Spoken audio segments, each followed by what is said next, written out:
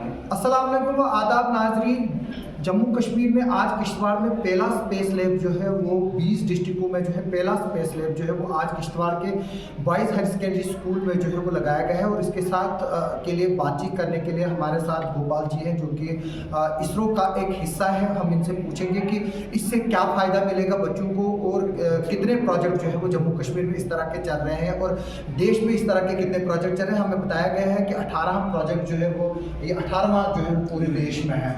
तो क्या बताएंगे आप इसको लेकर, ये आइडिया कहाँ से आया, किस तरह से जो है वो आप किश्तवाड़ पहुँचे और ये आज जो लैब बनी है ये जो है प्रैक्टिकली कैसे पॉसिबल हो? Thank you very much. 2020 में नेशनल एजुकेशन पॉलिसी आई थी और उस पॉलिसी के अंदर ये क्लियर था कि हमें बच्चों को modern and new and emerging technologies को भी पढ़ाना बहुत कंपलसरी हो गया है। और करिकुलम के अंदर अभी वो चीज़ें नहीं हैं जैसे हम जो इस लैब में फाइंड कर रहे हैं। तो हमने इसरो के साथ में कोलैबोरेट करके उनके स्पेस ट्यूटर प्रोग्राम के अंदर रहते हुए एक स्पेस लैब का कंसेप्ट डिज़ाइन किया, जिसमें उनसे हमें रॉकेट, सैटेलाइट्स और अलग अलग जो प्रकार के मॉडल हैं वो मिले एंड टेलीस्कोप्स और कई अलग अलग चीज़ें हमने लगा के इस पूरी लैब को तैयार किया है। मेन मकसद इसका ये है कि बच्चों को एक through out the year lab लगने के बाद में एक करिकुलम फॉर्मेट के अंदर उनको पढ़ाया जाए और all the way from basic astronomy like big bang theory, black hole, creation of universe से लेके बच्चे जो हैं वो एस्ट्रोनॉट बनने तक का जो सफ़र है वो तय कर सकें। दरअसल इस लेख में हम देख रहे हैं कि जो हमारे भारतवर्ष की जो सफलताएं रही हैं स्पेस में पिछले 50 साल से ज़्यादा से, उसके बारे में भी जो है यहाँ पर मॉडल है। मैं चाहूँगा गोपाल जी आप थोड़ा सा व्यूअर्स के लिए ना एक्सप्लेन करें जो यहाँ पर है, जो चीज़ें हैं ये क्या क्या है। और मैं कैमरा में से रिक्वेस्ट करूँगा थोड़ा सा आगे आकर ताकि आवाज़ जो है वो बेटर क्वालिटी में वो जी ये क्या क्या है ज़रा आप बता दीजिए। सबसे पहले हमने इसरो की जो 50 साल की लेगेसी है रॉकेट्स की, वो 6 रॉकेट्स यहाँ पे इंस्टॉल किए हैं, जिसमें सबसे पहला जो रॉकेट है doctor APJ Abdul Kalam sir mission director थे इसी रॉकेट के। और इंडिया का पहला रॉकेट जो स्पेस जाने के लिए बना था SLV-3D1 1980s में इसे बनाया गया था, followed by ASLV augmented satellite launch vehicle जो कि उसी डिकेड में बना था रफली। एंड दोनों में बेसिक डिफरेंस क्या है, सेंट्रल बॉडी ऑलमोस्ट सेम थी। एंड इंटरेस्टिंग फैक्ट है इसी को यूज करके अग्नि मिसाइल का भी जो है पूरा का पूरा प्रोडक्शन, यानी कि न सिर्फ स्पेस में हम गए बल्कि मिसाइल टेक्नोलॉजी पे भी जो है इन रॉकेट्स का जो है और हमने जो स्पेस में सैटेलाइट्स डाले हैं वो इन्हीं से शुरुआत हमारी ये रही। ये सॉलिड फ्यूल पे चलते थे, इनकी रेंज ज़्यादा नहीं होती थी एक्चुअली, और ये 40 किलोग्राम और 150 किलोग्राम का वजन ये दोनों उठाते थे। फिर इंडिया ने अपना लीप दिया और बड़े लेवल पे कैसे और भारी चीज़ों को भेजा जा सके। देन 1992 के आसपास उन्होंने इस रॉकेट को तैयार किया जो बहुत ही ज़्यादा फेमस है, यानी कि आज से 31 साल पहले। यस, ये स्कूल 1994 में बना था। तो लगभग उसी के आसपास इस PSLV रॉकेट का लॉन्च हुआ। ये असली में 44 मीटर ऊंचा है, तकरीबन 15 फ्लोर की बिल्डिंग के बराबर। एंड उसका हमने 5 फीट प्रोटोटाइप रखा है और इसी से इंडिया के 2 प्रेस्टिजियस मिशन हुए हैं। मंगलयान, जिस पे अब एक मूवी भी है, मंगलयान मिशन उसका प्रोटोटाइप है। एंड यहाँ पर चंद्रयान 1 जिसने इंडिया को प्राउड किया। हम 3 के बारे में जानते हैं। 1 वाज द फर्स्ट सैटेलाइट जो मून के ऑर्बिटर की तरह एक्ट किया, जिसने चांद पे पानी ढूंढ के निकाला।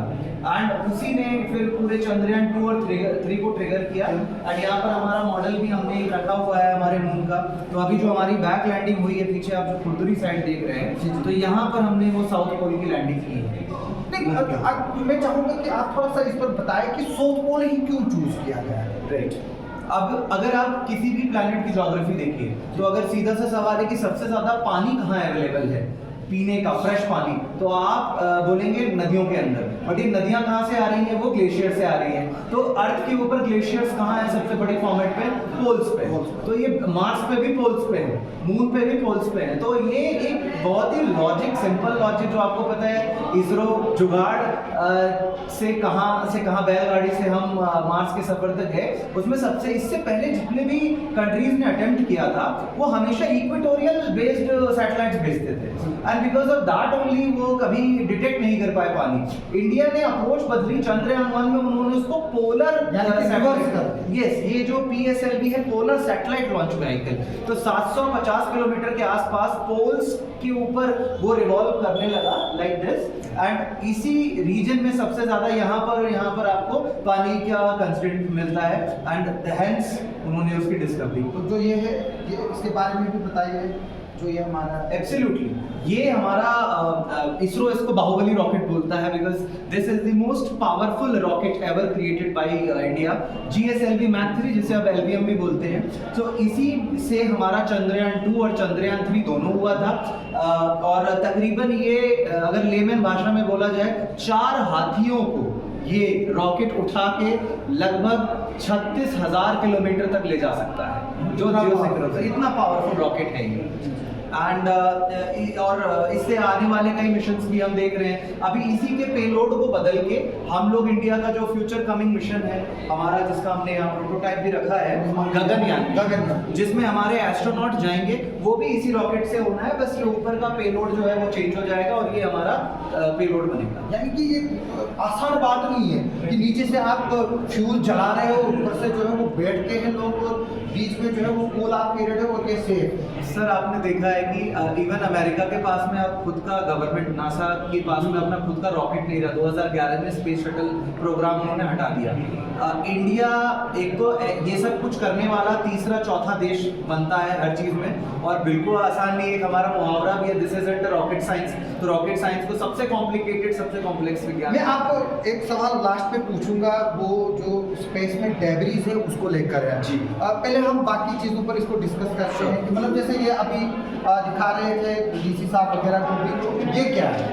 ये बेसिकली हमने मार्स का, बिकॉज बच्चे बहुत एक्साइटेड हैं कि हमारा मिशन मार्स हुआ, लेकिन उसके अलावा अमेरिका ने बहुत सारे मिशंस किए हैं और बाकी दुनिया ने भी किए हैं। तो ये मार्स का प्रोजेक्टेड ग्लोब है, जिस पे आप अगर पास में आप जूम इन करके अगर दिखाएं तो अलग अलग, जैसे वाइकिंग हो गया, मार्स का पाथ फाइंडर हो गया, मार्स 2 हो गया, ये सारे जो मिशन गए हैं उनके ऑगमेंटेड रियलिटी बेस है। यानी कि कौन सा प्लेनेट कहाँ, ये कौन सा सैटेलाइट कहाँ उतरा, ये वो लोकेशन, कौन सा रोवर कहाँ उतरा, जैसे हमने प्रज्ञान उतारा है, अमेरिका ने ऐसे बहुत सारे रोवर्स और रशिया ने उतारे हैं, तो उनको ये ऑगमेंटेड रियलिटी ऐप के थ्रू आप स्कैन करते हो और ये पूरा का पूरा उसका इंफॉर्मेशन देगा। एक सवाल उठाया जाता है कभी कभार कि देश में गरीबी है लेकिन स्पेस पे पैसा खर्च किया जा रहा है, इसके फ्रूटफुल रिजल्ट क्या निकलेंगे हमें? जैसे हमने चंद्रयान जो है वो डाला चांद पे, करोड़ों रुपया खर्च हुआ, हालांकि एक बॉलीवुड से कम उसका जो है वो खर्चा है, लेकिन अल्टीमेट इसके रिजल्ट हमें क्या निकलेंगे, फायदा देश को क्या? देखिए, सबसे पहली जो हमें एक मेंटालिटी सुधारनी पड़ेगी, मैं कहूँगा जिस एरिया में काम करने की बात है, जितने भी आप ये रॉकेट्स देख रहे हैं, इसी रॉकेट के बेस पे आज हम, अगर मेरे एक छोटा सा सवाल है कि अगर हम अगले 20 मिनट के लिए इस धरती के सारे सैटेलाइट बंद कर दें तो क्या होगा 21वां मिनट? आप इंटरनेट यूज कर पाएंगे ना, आप टीवी का इस्तेमाल कर पाएंगे, आप फोन इस्तेमाल कर पाएंगे, आप किसी 21वीं सेंचुरी की कोई भी टेक्नोलॉजी का इस्तेमाल नहीं कर सकते। इसको ड्रोन को बंद करो, हेलो, इसको ड्रोन को परवेज, जी आप जा रहे हैं। यस, तो बेसिकली ये जो इसको दोबारा नहीं, आप नहीं बता दीजिए। ओके, तो इसमें हम लोग जो है एग्रीकल्चर सेक्टर हो गया, माइनिंग का हो गया, अभी बहुत पॉजिटिव चीज दिखती है। जीपीएस, अभी अभी तक हम अमेरिकन डिपेंडेंट थे ग्लोबल पोजिशनिंग सिस्टम को लेके, नैविक हमने खुद का अपना पोजिशनिंग सिस्टम इस्तेमाल किया है, यानी कि इसमें सिक्योरिटी भी एक फीचर। डिफेंस, ऑफकोर्स आप जो JNK में हम हैं, यहाँ के बॉर्डर्स जो हैं वो सैटेलाइट से ही सिक्योर हो रहे हैं, वहीं से उन्हें पता चल रहा है कि बेसिकली कहाँ पे कोई अनइवन हरकत हो रही है, ये सब चीज़ें। तो सर्वेलेंस में, एग्रीकल्चर में, माइनिंग में, IT सेक्टर, CS सेक्टर, ये सब वेदर फॉरकास्टिंग, ये सब डिपेंडेंट है हमारे सैटेलाइट टेक्नोलॉजी के बेस पर जो रॉकेट्स ही ले जा रहे हैं। अब ये टेलीस्कोप है, पहले हमें लगा था कि ये कोई मॉडल है, लेकिन अभी हमें बताया गया कि ये असली है। तो क्या इससे हम कर सकते हैं और इससे क्या क्या फायदे ले सकते हैं, बच्चे इसको कैसे देख सकते हैं? टेलीस्कोप में बहुत सारी वैरायटीज होती हैं। ये बेसिकली हमारा मिरर बेस्ड टेलीस्कोप है और डॉप्सोनियन मॉडल है। डॉप्सोनियन टेलीस्कोप की खास बात होती है ग्राउंडेड रहता है और इसको हम इस तरीके से अपने हिसाब से जैसे चाहे वैसे रोटेट कर सकते हैं, और इसका जो अपर्चर है वो तकरीबन हम लोगों ने जो इसका अपर्चर लिया है वो 12 इंच का अपर्चर है। इसमें कभी कुछ नहीं रहता। हाँ अभी ये ऐसे ही रहता है। हम यहाँ से पीछे जो आप देख रहे हैं ये जी जी यहाँ से हम लोग इसको ऑपरेट करते हैं। This is one of the biggest telescope जो हमने किसी स्कूल में लगाया है अभी तक। हमने बताया आपको हमने 18 और लैब्स लगाई हैं। तो ये डीसी सर की स्पेशल रिक्वेस्ट थी कि यहाँ पर आप ज़्यादा कुछ उड़ाने के फॉर्मेट में नहीं कर सकते हो, but telescope best to best आता है, तो उसकी वजह से डाला है। रात के साफ आसमान में आप ना केवल प्लैनेट्स जुपिटर मार्स सैटर्न, बस इसके अलावा गैलेक्सी के कई हिस्से देख सकते हो और एंड्रोमेडा गैलेक्सी और कई कई आपके जो क्लस्टर्स हैं कॉन्स्टेलेशंस हैं उनको देखा जा सकता है। यानी कि हम इससे कभी हम देखते हैं कि ल्यूनर इक्लिप्स होता है, सोलर होता है, तो लोग देखते हैं। यस, क्या वो चीज़ भी हम यहाँ से वो देख सकेंगे, या कभी ब्लू मून होता है या कभी रेड मून होता है, तो क्या वो इससे हम देख सकते हैं? एब्सोल्युटली। सी एस्ट्रोनॉमी का फंडामेंटल जो स्टार्ट ही होता है वो solar Eclipse, lunar Eclipse, solar observation में जो सन के ऊपर स्पॉट्स होते हैं उनको देखने से होता है। सेफ है, सेफ है। इसके आगे हम एक बड़ा वो लगाते हैं, आपका फिल्टर लगाते हैं, सोलर फिल्टर, और वो फिल्टर की मदद से हम सन दिखाते हैं। यानी कि जिस तरह से हम डायरेक्ट नहीं बोलते हैं ना कि आप नहीं देखो सूरज को जब ग्रहण होता है। हाँ नहीं, वो तो देखे सर एक मिथ है, टू बी वेरी ट्रू। लेकिन सूरज को डायरेक्टली इसलिए देखना चाहिए बिकॉज बहुत अमाउंट ऑफ लाइट रे आती है जो हमारी आप नुकसानदायक होता है आपको। 5 मिनट से ज़्यादा एक्सपोजर जो है वो हमें परमानेंटली ब्लाइंड कर सकता है। यानी कि अगर हम ऐसे नजर उठा के देखें फिर ऐसे करें, वो कुछ नहीं है, वो उसमें कुछ नहीं होगा। यूवी रेडिएशन सारे हैं हल्के फुल्के उसके। टेलीस्कोप के साथ बिना सोलर फिल्टर के हम नहीं देख सकते हैं बिकॉज ये जो मिरर है ये पूरा का पूरा रोशनी को कन्वर्ट करता है आईपीस में, और उस समय पे ये लेजर की तरह होगी अगर सोलर फिल्टर नहीं लगा होगा। अच्छा, मैक्सिमम 70-60% जो उसका रेडिएशन है वो ब्लॉक करके फिर दिखाते हैं, और सूर्य फिर उसके ऊपर आपको काले काले धब्बे दिखते हैं, सोलर स्पॉट दिखते हैं। It's an amazing thing to watch. हम भी देखेंगे आप, क्योंकि हमने सुना था कि लद्दाख में लगाई गई है, वहाँ से देखा जाता है। कभी हम टीवी पे क्लिप देखते थे, दिल्ली, जयपुर, अहमदाबाद, चेन्नई, वहाँ से फुटेज आती थी, 8-8, 10-10 स्क्रीन टीवी वाले चलाते थे वहाँ सोलर। अब हम वो यहाँ पर भी देख पाएंगे। अब बच्चों ने कुछ ड्रोन वगैरह भी जो है वो आपने बताया कि इसके साथ ये जो है वो अटैच किया जाता है, तो ये क्या है? बेसिकली यहाँ पर 2 एलिमेंट हैं। देखिए, ड्रोन तो एक फ्लाइंग व्हीकल हो गया जो उड़ने के लिए बनाया गया है, बट आपने अमूमन देखा होगा कि नीचे कैमरा लगा दिया। तो हमें क्या बच्चों को मोटिवेट करना है, पेलोड अच्छे बनाओ। तो एक प्रोजेक्ट है जो बहुत ही पॉपुलर है, इसको कहते हैं हम लोग एरो सैटेलाइट, जो हमने व्योमिका स्पेस में बनाया अपने बच्चों के साथ। एरो सैटेलाइट इसलिए ये जब हवा में उड़ता है, अगर इसको ड्रोन के नीचे अटैच कर दिया जाए और इसको फिर उड़ाया जाए, तो ये जिस भी एरिया में उड़ रहा होगा वहाँ का एग्जैक्ट टेम्परेचर, एटमॉस्फेरिक प्रेशर, और वहाँ पर किसी भी टाइप की कोई अगर गैस है जो रिलीज हो रही है या मतलब कार्बन मोनोऑक्साइड का क्वांटिटी पॉल्यूटेड है, उनकी रीडिंग डायरेक्टली आपको आपके फोन पे देगा। और ये भी नीचे से ये इसी का हिस्सा इसी के एसेसरीज हैं, इसके मोटर, प्रोपेलर, बैटरी जो लगाई जाती है वो बच्चों को दिखाने के लिए।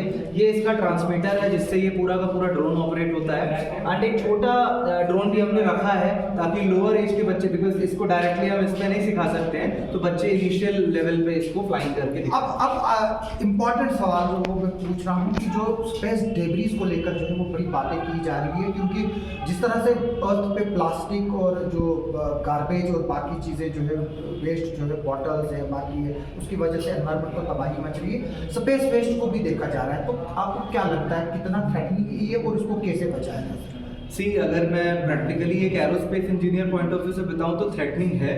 आज से 15-20 साल बाद सिचुएशंस काफ़ी ख़राब होंगी स्पेस डेब्रिस को लेके, बिकॉज 2 हिस्से में अगर 2 सैटेलाइट भी खराब टकराई तो वो हज़ारों पीसेस में छोटे छोटे बढ़ जाएंगे, और वो हज़ारों पीसेस एक न्यूक्लियर रिएक्शन की तरह काम करता है। बट अभी कई सारी ऐसी कमिटीज़ बनी हुई हैं जिसमें उन्होंने स्ट्रिक्ट कर रखा है कि आपके जोन्स बांट दिए गए हैं कंट्रीज़ को भेजने के लिए, और प्रॉपर एक स्पेस ट्रैफिक मैनेजमेंट सिस्टम को बनाया जा रहा है। इंडिया में एक स्टार्टअप है दियंग तारा, तो उन्होंने बेसिकली उसी को कि कहाँ कौन कौन से एरिया सेफ होंगे वहीं पर आप अपनी सैटेलाइट्स भेजो, और डेब्रिस को मिटिगेट, जापान बहुत अच्छा काम कर रहा है इसमें डेब्रिस मिटिगेशन के अंदर, जहां वो ऐसे रोबोट्स बना रहे हैं जो स्पेस डेब्रिस में वो कैप्चर करेंगे और फिर उसको वापस या तो अर्थ नहीं तो किसी ना किसी तरीके से डिस्पोज ऑफ करेंगे। यानी कि एफर्ट्स चल रहे हैं। हमने पिछले दिनों जब ये स्पेस डेब्रिस का इशू तब आया था जब पिछले दिनों हमने आउटर स्पेस में एक सैटेलाइट को हिट किया था, उसके बारे में थोड़ा सा बताइए कि वो प्रोजेक्ट क्या था, तो उससे क्या बेनिफिट। बेसिकली वो DRDO का मिशन शक्ति था, उसमें हमारा मेन एम था कि अगर इन केस कभी कोई हमारी नेबरिंग कंट्री या एनिमी कंट्री अपने सैटेलाइट को डीऑर्बिट करके हमारे लैंड के ऊपर एज अ वेपन यूज करे, और क्योंकि एक सैटेलाइट हजारों किलोग्राम का होता है और वो चीज अगर आके दिल्ली जैसे शहर पे गिरती है तो एक बड़े लेवल पे कैटास्ट्रॉफी होगी, तो उस चीज का एक प्रोटेक्शन जो है हमारा मिशन शक्ति तैयार किया गया था DRDO के द्वारा। और वो जो सैटेलाइट जो हमारा मिसाइल था वो सिस्टम किसी भी सैटेलाइट को डीऑर्बिट जो हो रहा है और हमें उससे खतरा है उसको डायरेक्टली वहां पे लो अर्थ ऑर्बिट में ही डिस्ट्रॉय करके खत्म कर सकते हैं। यानी कि वो पॉजिटिव वे पे था ताकि देखिए देश के डिफेंस की बात की जाए तो उसमें पॉजिटिव वे पे था, लेकिन हाँ कहीं ना कहीं मैं कहूँगा कि उसने जो जब वो हुआ हमारा टेस्ट तो छोटे छोटे उसके पीसेस डेब्रिस बन के कहीं ना कहीं वो ऑर्बिट में रह गए, तो उससे डेब्रिस बढ़ा भारत की तरफ से जो अभी तक काफी कम था। तो हमें देखना चाहिए, ऐसे तो जरूरत अब जैसे न्यूक्लियर पावर सब बन रहे हैं लेकिन हम ये नहीं सोचते हैं कि हम चला ही देंगे, तो प्रिपेयर्ड रहो, इन केस अगर कुछ रॉन्ग होता है तो हमें तैयार रहना पड़ेगा अपने देश के लिए। तो अब आखिर पर बच्चों को क्या आप संदेश देंगे कि जो किश्तवाड़ जैसे एक दूर दराज इलाके में जहाँ पर पूरे देश में 140 करोड़ से ज़्यादा आबादी है और यहाँ किश्तवाड़ जैसे में 18वां नंबर जो है वो ये लेब है पूरे देश में, तो इससे अंदाज़ा लगाया जा सकता है कि इसकी इंपॉर्टेंस कितनी होगी। तो जो बच्चे हैं उनको क्या संदेश। सबसे बड़ी चीज़ ये है कि जो अभी तक जितनी भी स्पेस रिलेटेड एक्टिविटीज़ हो रही हैं वो ज़्यादातर साउथ इंडिया में हो रही हैं, और कहीं ना कहीं मुझे ऐसा लगता है जब मैं नॉर्थ में आता हूँ, यहाँ पे जम्मू कश्मीर हिमाचल उत्तराखंड में जाता हूँ, यहाँ के बच्चे इन चीज़ों को करियर प्लेटफॉर्म की तरह नहीं ले पाते हैं, वो सिर्फ जनरल नॉलेज या हॉबी की तरह ही समझते हैं, लेते हैं। तो हमारा एम ये है इन लैब्स को यहाँ इनके बीच में इंस्टॉल करने का कि बच्चे इन टेक्नोलॉजीज के साथ में ग्रो करें अपनी लर्निंग को, एंड उसके साथ वो करियर भी बनाना शुरू करें। आपको भी अच्छा लगेगा कि अगर 25 साल बाद जम्मू कश्मीर से इसरो का कोई एस्ट्रोनॉट गगनयान से बैठ के गगनयान 10-15 में जाए तो हम सबके लिए फख्र की बात होगी। तो इस मिशन को हम लोग ड्रीम की तरह परस्यू कर रहे हैं अलग अलग स्टेट्स के। Thank you sir for explaining beautifully. जो आपने बताया कि जो स्पेस आज जो स्टडीज़ है वो सिर्फ किताबों में पढ़ने की ज़रूरत नहीं बल्कि उसको प्रैक्टिकली भी जो है वो करने की ज़रूरत है। मैं इस वीडियो के ज़रिए बच्चों से अपील करूँगा कि वो अपने स्कूल के हेड से जो है वो बात करें और इस लैब को देखने के लिए ज़रूर आए, और जब ये टेलीस्कोप हमारी कभी किसी जगह लगेगी और आप जो है वो ज़रूर आइए, बच्चों को लेकर आए, हेड ऑफ द इंस्टीट्यूशन बच्चों को लेकर आए ताकि वो इसका जो है वो बेनिफिट उठा सके। आप सबका सुनने के लिए देखने के लिए बहुत बहुत शुक्रिया।